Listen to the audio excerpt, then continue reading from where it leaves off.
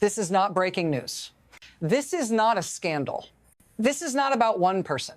This is about something quieter and far more dangerous. What happens when a system can no longer feed its people, cannot hear its people, and cannot afford to let the world watch? What happens when silence becomes policy? When disappearance replaces explanation, when pressure has nowhere left to go except outward. You are not being told this story directly, not because it isn't real, but because it doesn't look dramatic yet. It looks administrative. It looks technical. It looks like temporary disruption. And that is exactly the problem, because systems do not announce collapse.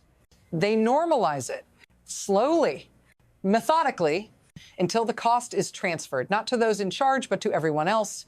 Stay with me.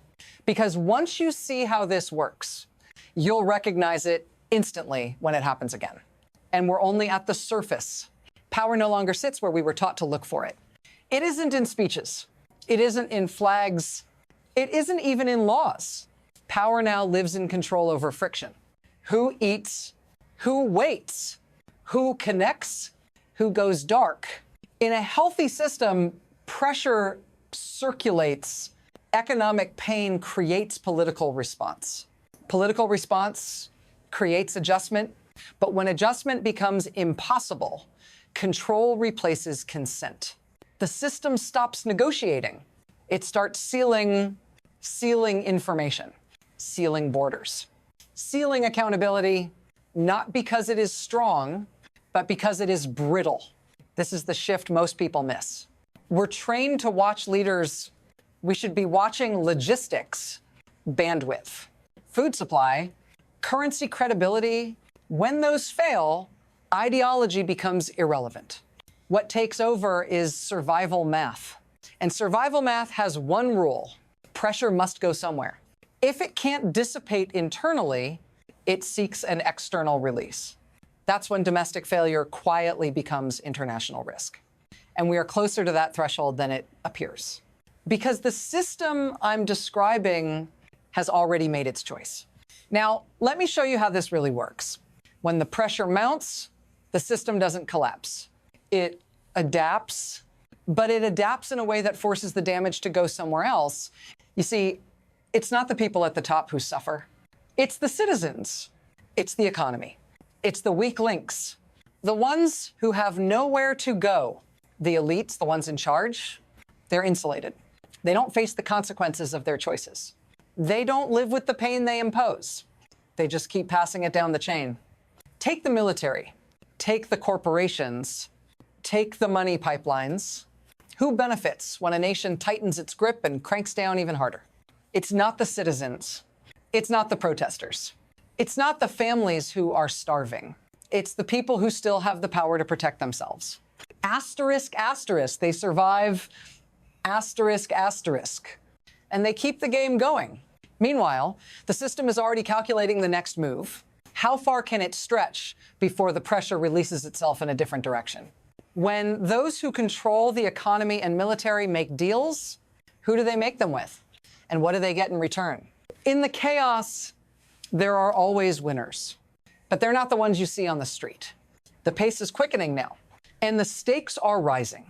What happens when the system, that carefully constructed web of control, starts to slip? It doesn't unravel all at once. It starts with smaller fractures. One base abandoned, one ally defected, one deal exposed. And then, like a wildfire, it spreads. The tension starts to leak, and the pressure finds its new release valve fast, unpredictable. What happens when the system loses its ability to stop the chaos from leaking out?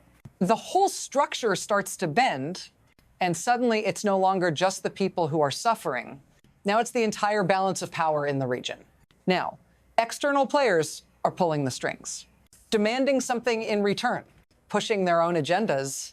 The question becomes not just times can the people survive, asterisk, but times can the world survive the instability that follows, asterisk.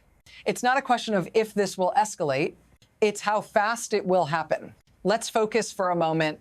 You, the viewer, How does this look to you? If you're seeing images of violence, hunger, and death, do they seem distant? Do you feel removed watching it all from afar? Or are you starting to feel the weight?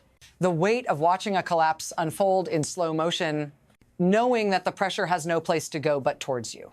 Even if you don't realize it yet, this isn't just about a far-off nation. This isn't just about an other.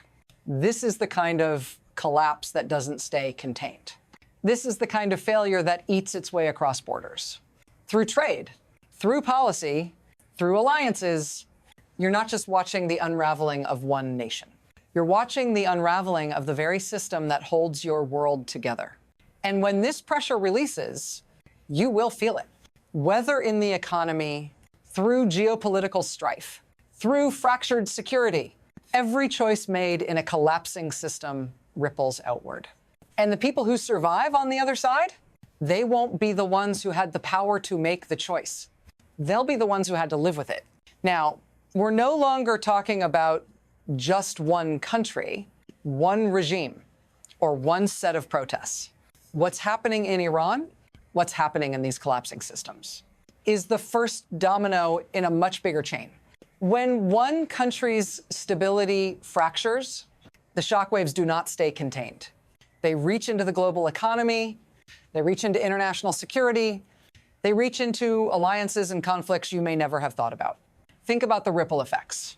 The price of oil, the flow of refugees, the scramble for new alliances, the pressure on already stressed economies, and, of course, the new opportunities for powers looking to expand their influence.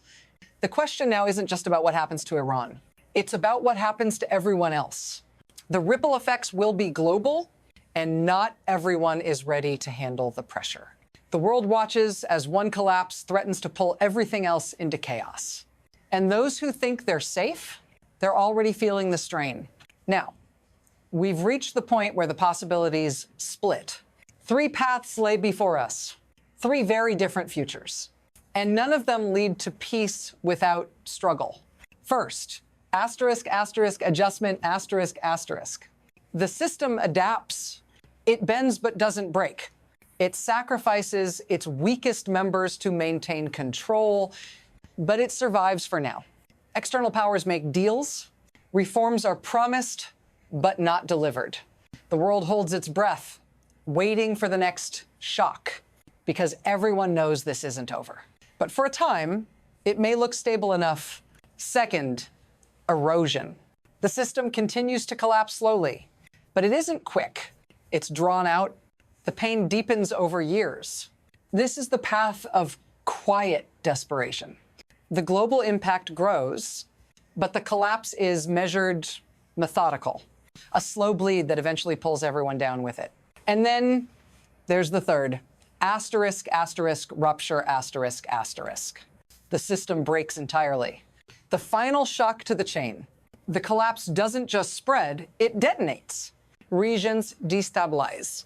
Great powers rush to fill the vacuum. The ripple effects tear apart alliances, and the consequences are felt in every corner of the world. Which path will we take?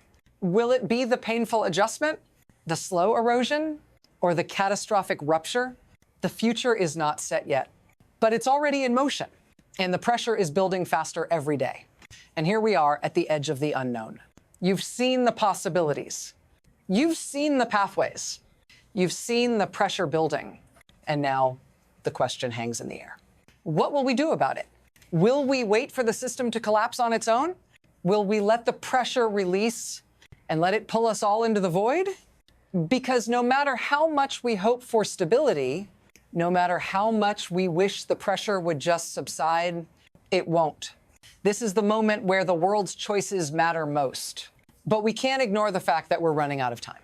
The only question left is, will we see it coming, or will we find ourselves caught in the fallout? This story is far from over, but the clock is ticking. Stay tuned.